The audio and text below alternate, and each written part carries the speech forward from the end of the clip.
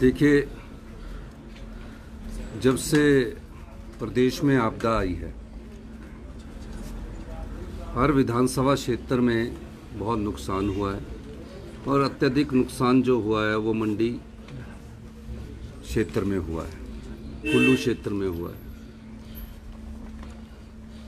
जैसे ही घटना का पता लगा, सबसे पहले मैं धर्मपुर गया और धर्मपुर में जाने के बाद उन परिवारों से मिला, निर्देश दिए। धर्मपुर के विधायक चंद्रशेखर जी मेरे साथ थे। उसके बाद मुझे पता लगा कि जंजैली में और सिराज में अत्यधिक नुकसान हुआ है, राशन की दिक्कत आ रही है। मैं खुद हेलीकॉप्टर लेकर, मुझे मना भी किया गया कि वहाँ भी मौसम ठीक नहीं है, मैंने कहा कि उन परिवारों को राशन पहुँचाना है और जयराम ठाकुर जी से भी पहले हम वहाँ पहुँचे और राशन छोड़ा।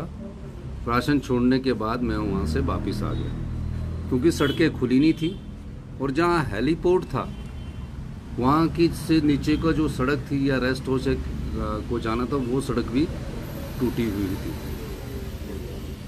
मेरे से निरंतर विधायक दल के नेता जयराम ठाकुर जी ने संपर्क किया और मैंने अधिकारियों को उनके सामने भी निर्देश दिए कि अधिकारियों को, क्योंकि उनकी विधानसभा क्षेत्र में अत्यधिक नुकसान हुआ है, कि जो कहते हैं, जितना कहते हैं उस दृष्टिकोण से इनके अनुसार कार्य किया जाए, क्योंकि उनका विधानसभा क्षेत्र 40-50 के करीब JCBs, 4-5 के करीब पॉकलाइन वहाँ लगी, जो कि विभाग ने मुझे बताया है।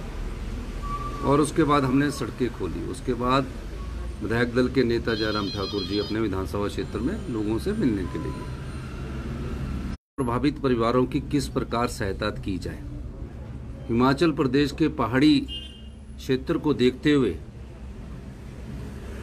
हमने सबसे पहले सड़कों को खोलने का कार्य शुरू किया और पीने की पानी की योजनाएं, और जो आपदा में जो व्यक्ति खो गए थे, फिर उसके बाद हमने राजेश धर्मानी, मैं खुद गया, फिर राजेश धर्मानी जी को 2 दिन करसोग और सिराज के, क्योंकि वो टेक्निकल क्षेत्र से थे, सिविल इंजीनियर है, उनको हमने वहाँ भेजा।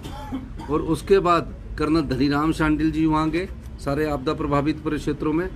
और उसके बाद मैंने माननीय राजस्व मंत्री जगत सिंह नेगी जी को कहा कि आपका विभाग है, आपदा प्रभावित परिवारों के लिए पैकेज लाना है, आप देख के आइए। हॉर्टिकल्चर मिनिस्टर भी है कि पॉली हाउसेस को नुकसान हुआ है, सेब के बागवानों को नुकसान हुआ है, और आप अंदाज़ा लगाइए, क्योंकि अनुभवी मंत्री है जगत सिंह नेगी जी, और अंदाज़ा लगाइए कि जिनके घरों में सिल्ट अंदर चली गई है पर मकान खड़ा का खड़ा है, तो उसका कितना मकान को नुकसान हुआ। नेगी जी वहाँ गए, वो लोगों से बात की और उन क्षेत्रों में भी गए जहाँ अभी तक कोई पहुँच नहीं पाया। और उसके बाद नेगी जी के पास कुछ भारतीय जनता पार्टी के कार्यकर्ता आए। भारतीय जनता पार्टी के कार्यकर्ता कहते हैं कि थुनाग जो कॉलेज है उसको शिफ्ट ना किया जाए। थुनाग का जो कॉलेज है, उनके परिवार, उनके पेरेंट्स, माता पिता मुझे यहाँ भी मिले, कहा कि हम अभी थुनाग में नहीं जाएंगे, और जगत सिंह नेगी जी को भी मिले। हमने उसको टेम्परेरी तौर पर कहा कि जब तक रास्ते खुल नहीं जाते, पूर्व मुख्यमंत्री को खुद चलने में दिक्कत, वहाँ रास्ते चलने में दिक्कत आ रही है, क्योंकि वो टेम्परेरी खुले हैं। तो जो बच्चे पूरे हिमाचल प्रदेश के थुनाग के हॉर्टिकल्चर यूनिवर्सिटी के कॉलेज में पढ़ते हैं, वो कहाँ जाएंगे? वो घबरा गए हैं। उनको ऐसे क्षेत्र में उनकी पढ़ाई का भी नुकसान ना हो, तो हमने उसको वहाँ से सिर्फ 50, 30, 40 किलोमीटर नाचन के क्षेत्र में शिफ्ट किया है और घोर में शिफ्ट किया है। पर मुझे नहीं लगता कि जयराम ठाकुर जी को जगत सिंह नेगी जी से क्या परेशानी है। शिफ्ट करना कोई गलत बात है? जब बच्चे जाना नहीं चाहते, 2 महीने तक उनकी पढ़ाई नहीं होती। नेगी जी से मिलने के बाद अगले दिन की बात हुआ है या उसी शाम की बात है, उन्होंने किसी और क्षेत्र में जाना था जहां पॉली हाउसेस को नुकसान हुआ था। वहां जाने लगे, आराम से वो अपनी गाड़ी में बैठे। ये भारतीय जनता पार्टी को शोभा नहीं देता, कि उनके कार्यकर्ताओं को भी शोभा नहीं देता कि जिस गाड़ी में तिरंगा लगा है, उस तिरंगे पर आप काले कपड़े पहन फेंको, उस तिरंगे पर आप जूते फेंको, उस तिरंगे का अपमान करो। और अपनी राजनीतिक लाभ के लिए, वो फायदा उठाने के लिए इस प्रकार की बातें करें, ये बड़ी अशोभनीय घटना है। सरकार ने तिरंगे के अपमान का कड़ा संज्ञान लिया। नेगी जी से बात होगी, नेगी जी के साथ आप बहस भी गए, एक मंत्री उनकी बहस भी सुन रहा है, उनसे कह भी रहा है कि भैया ये हमारा फैसला नहीं है, हमारे उनके जो परिवार जो नष्ट, उनके परिवार जो शिफ्ट हुए, उनके परिवार हमसे मिले हैं। और किसमें किया? नाचन तो मंडी जिला का ही क्षेत्र है। जब तक कि रास्ते खुल नहीं जाते, जब तक कि वहां पूरी समस्या का समाधान नहीं हो जाता, तब तक के लिए किया। लेकिन वो माने नहीं और उन्होंने जहां उनकी गाड़ी पर झंडे फेंके, उनके तिरंगे का अपमान किया।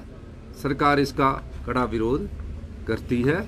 और इस प्रकार की घटनाएं जो भारतीय जनता पार्टी अपने आप को ये कहती है कि हम तो तिरंगे के लिए सब कुछ करने के लिए तैयार है, उनको, उनके कार्यकर्ताओं को हाल आपने देख लिया, आपके सोशल मीडिया में चला। तो कांग्रेस पार्टी तिरंगे का अपमान कभी सहन नहीं करेगी, ना हिमाचल प्रदेश की सरकार कभी तिरंगे का अपमान सहन करेगी। सर 4 दिनों तक में जो है इसी के तहत जो है मामला दर्ज होगा। अभी मामला दर्ज होगा। मैं अभी सब पूरी जानकारी नेगी जी वहाँ थे, उसके अनुसार मैं उनसे अभी बात करूंगा और हम चर्चा करेंगे। हम लोग स्वराज के प्रभावित परिवारों के लिए है, आपदा प्रभावित परिवारों के लिए है। जिस परिवार का, जिस बूढ़ी माता का, जिस परिवार के किसी गरीब व्यक्ति का घर बह गया है, उसको हमारी सरकार बचाएगी। जिसकी गौशाला चली गई है, बह गई है, उसको हमारी सरकार बचाएगी। उस घर के अंदर बर्तन, कपड़े और जो भी वहाँ बह गया, उसके लिए भी हमारी सरकार उनको आपदा राहत पैकेज में मदद करेगी।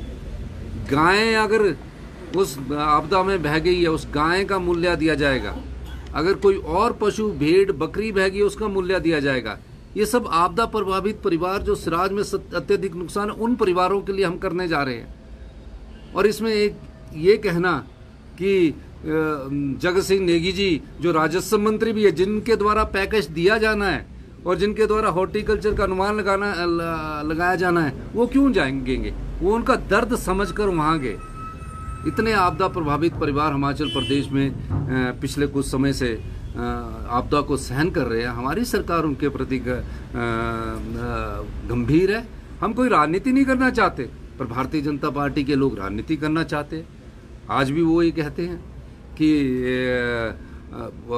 हम पर FIR दर्ज करो। हम आप पर FIR दर्ज करने के लिए थोड़ी है, हम तो उन आपदा प्रभावित परिवारों को राहत पहुंचाने के लिए है। तो मेरा ये मानना है कि हमारी सरकार सबसे पहले आपदा प्रभावित परिवारों को बचाएगी। और मैं तो ये भी चाहूँगा कि भारतीय जनता पार्टी के लोग जो आपदा प्रभावित परिवारों को वन भूमि पर जो हमारी सरकार जगह देना चाहती है, उस जगह के संदर्भ में हमारी सरकार भारत सरकार से मामला उठाएगी।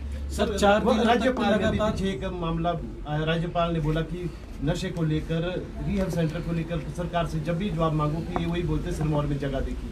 इस पर आप राज्यपाल महोदय एक संवैधानिक पद पर है, हम उनका सम्मान करते हैं और बड़ी गरिमापूर्ण पद पर बैठे हैं।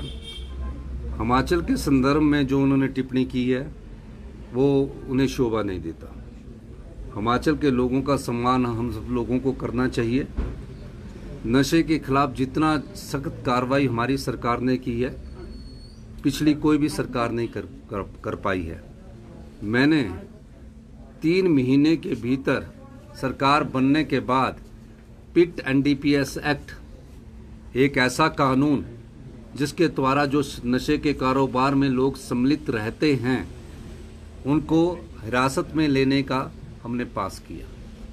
43 करोड़ रुपए की संपत्तियां हमने जब्त की और तकरीबन सभी पंचायतों को हमारी सरकार ने निर्देश दिया कि सभी पंचायतों को मैपिंग की जाएगी। 3575 पंचायतों की मैपिंग की जाएगी और हर 5 और 6 पंचायत पर एक कांस्टेबल और एक हेड कांस्टेबल को डेडिकेटेड कार्य दिया जाएगा। नशे के खिलाफ अभियान में कमी आई है और माननीय राज्यपाल महोदय को मैं खुद भी राजभवन जाके बताना चाहूँगा कि कई NGO इस पर कार्य कर रही है। पहली बार सरकार ने कोटला बेहड़ में हमने पहला नशा निवारण केंद्र खोलने के लिए जो ओपन में है उसको हमने अनुमति दी है। अब बनने के लिए समय लगेगा, तो मेरा ये मानना है कि माननीय राज्यपाल को संवैधानिक पद पर बैठ के इस प्रकार के से हिमाचल के संदर्भ में टिप्पणी शोभा नहीं देता। पर उन्होंने किस संदर्भ में की होगी और क्या कहा होगा, मैं उनसे मिलकर बात करूंगा। सर, इतिहास में पहली बार हो रहा है कि आप लगातार 4 दिन तक जो है वो कैबिनेट की बैठक कर रहे हैं, तो इसका मेन मोटिव क्या है सर कि लगातार 4 दिन करने? ये व्यवस्था परिवर्तन है और इतिहास में 4 दिन बैठक करके आत्मनिर्भर हिमाचल कैसे बना जाए उस दिशा में हम आगे बढ़ रहे हैं। पहली बार 4 दिन ऐतिहासिक बैठक होने जा रही है, कैसे हिमाचल को नई दिशा दी जाए और आत्मनिर्भर बनाया जाए, इस दिशा से ये बैठक की जा रही है। मेरा ये मानना है कि कैबिनेट बैठक क्यों होती है, जो प्रदेश के राज्य के लोग हैं उनके भलाई के लिए होती है। कैबिनेट में फैसले किए जाते हैं। हमने 2.5 साल में जो हमने कार्य किया है और जो आने वाले समय के लिए व्यवस्था परिवर्तन तक से आत्मनिर्भर हिमाचल की ओर जो हम बढ़ रहे हैं, उस दिशा में हमारी ये 4 दिन की ऐतिहासिक बैठक हो रही है। ये कोई 2 घंटे चलने वाली नहीं है कि 2 घंटे, ये कम से कम पूरे मुद्दों पर बात करेगी और तकरीबन भविष्य की रूपरेखा को भी तय करेगी, ये मेरा मानना है। और हमारा ये मानना है कि हमें प्रदेश के हित में 4 दिन क्या, प्रदेश के हित में कभी भी बैठक हम कर सकते हैं और इस दिशा में हम आगे बढ़ रहे हैं। सर, विधानसभा का मानसून सत्र क्या? ये सारी इन बैठकों में ही फैसला होगा। आपने ठीक बोला, विधानसभा का मानसून सत्र है, आपदा राहत है, कई और चीजें भी आ रही है प्रदेश के हित के लिए। सर, आपदा को लेकर 1 महीना होने जा रहा है कि आप स्थिति कंट्रोल पे? मैं आपदा के संदर्भ में ये कह सकता हूँ कि आधा मानसून हमारा बीत चुका है और अगस्त अभी शुरू होने वाला है, क्योंकि 2023-24 में 14 अगस्त को 2023 को आपदा आई थी और शिमला में और पूरे प्रदेश में एक ही दिन में 51 मौतें हुई थी, 51 जिंदगियां हमें छोड़कर चली गई थी।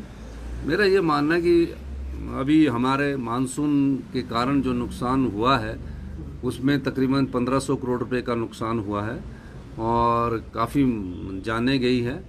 तो अभी तो हम यही कह रहे हैं कि हमारी पूरी तैयारी है और आपदा प्रभावित और रिकंस्ट्रक्शन के लिए हिमाचल प्रदेश सरकार वर्ल्ड बैंक से बातचीत कर रही है, ताकि जो पिछले कई सालों से हमारे पुल और ये टूटे हैं, स्कूल टूटे हैं, लाइवलीहुड हमारा खोया है, उसके लिए हम वर्ल्ड बैंक से बात करके 2200 करोड़ रुपए के प्रोजेक्ट पर भी कार्य कर रहे हैं। सर, इस बार तो भाजपा के राज्यसभा और लोकसभा के सारे जो सांसद हैं वो केंद्र सरकार से मिले हैं, आपकी प्रतिक्रिया? देखिए, अच्छा तो ये होता कि 2023-24 में जब पूरा प्रदेश आपदा से ग्रसित था और आपदा से ग्रसित होने के बाद 4500 करोड़ रुपए का आपदा राहत पैकेज हिमाचल प्रदेश की सरकार ने दिया।